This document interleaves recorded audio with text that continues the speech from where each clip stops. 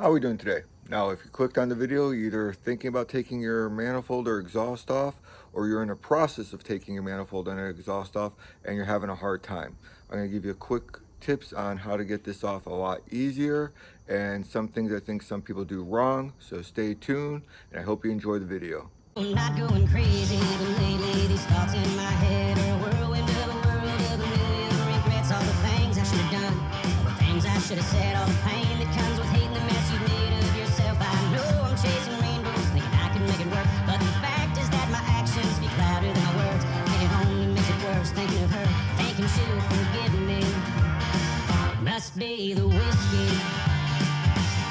I've been drinking to remember and drinking to forget. I got I love you on my mind. I got Jim Beam on my breath, and loneliness has got the rest. I've got nothing left within me. It must be the whiskey. As you can see, my electrical system is all gone. It is actually sitting right there. Quick tip, you see how there's blue, green, yellow. Blue's for the fenders, green are my main power, yellow is for the block, and it's not as bad as everyone thinks taking the wiring harness out. But back to doing your exhaust manifold or your intake manifold. Even though I have all my wiring off, it's the same process. It's just going to make your life a little bit easier. Now, I'm going to start with some things that people do wrong. People start taking bolts off and they get happy that they get a bolt out and they take it out. Break the bolt, but do not take the bolt off. Do a couple of turns. You already won the battle. You do not have to take the bolt out. You're better off not. Why? Because when you take the bolt out, your manifold sets down a little bit. Even if it sets down just a tad bit, that's going to make your life harder on the bolts underneath. Now, this is a 2000. On a 2000, you can't even see the bolts. On a 2000, you can't even see the bolts or beyond. You're going to see a bolt right there, but you're going to have 4 bolts underneath. 5! So that's the number. Earlier than a 2000, I don't think you have 4 bolts. 5!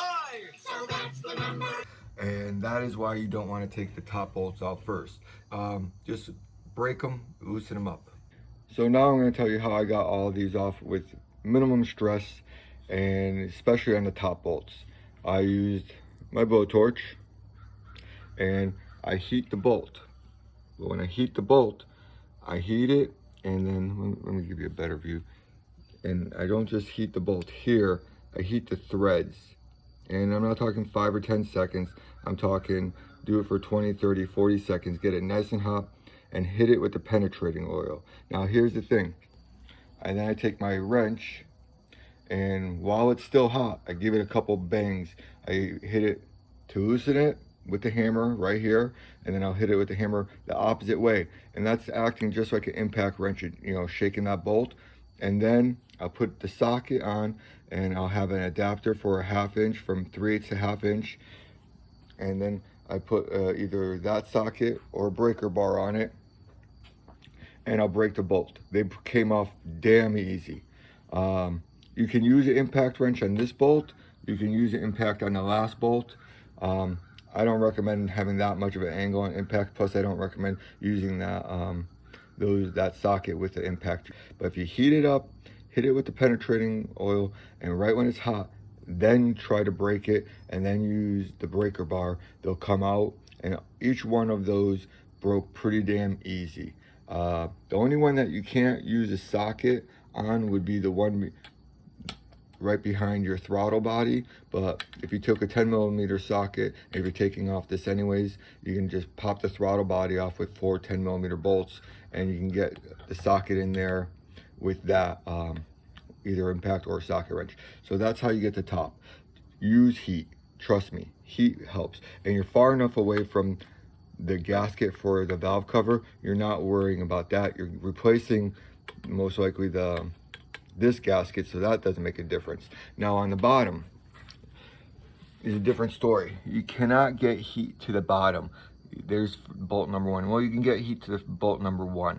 Now for the bottom, I use that same socket, 14mm with the swivel, and then I put a 1/2 inch adapter on it for the number 1, and then I use that long one. But say you have your fenders on, you can actually get you want to get your adapter to stop right after your on number one. It's not so bad. I used a short socket actually, and I stopped right about here, and I still got it. But number two, you're gonna have to go out a little bit farther. The big problem is number three. Number three, you're not going to be able to fit a 1/2 inch,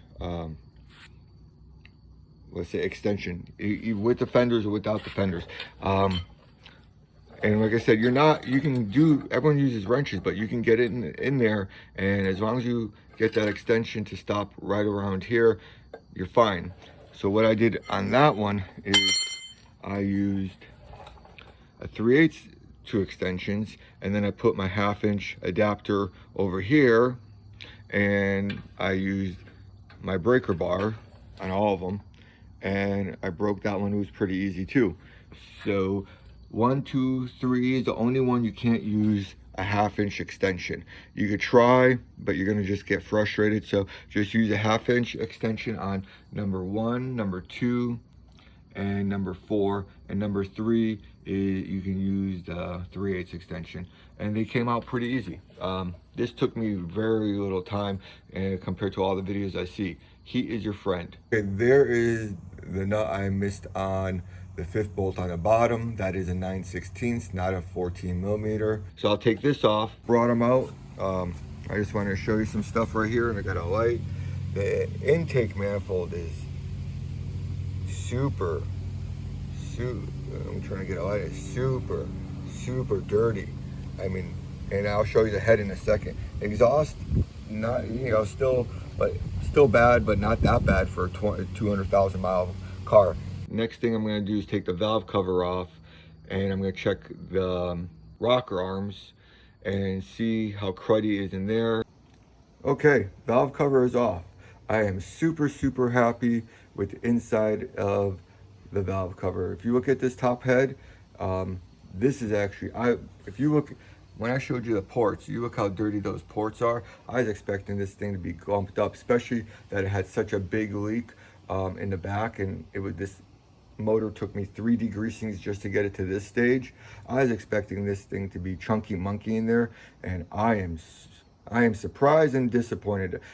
Disappointed because that means I'm probably not gonna take the head off and tear it down completely unless I find an issue. But all the rockers are tight, everything's super tight. I mean, I was really surprised. So I hope that helped you out. I hope you enjoy. Don't forget to like and subscribe, and have a great day.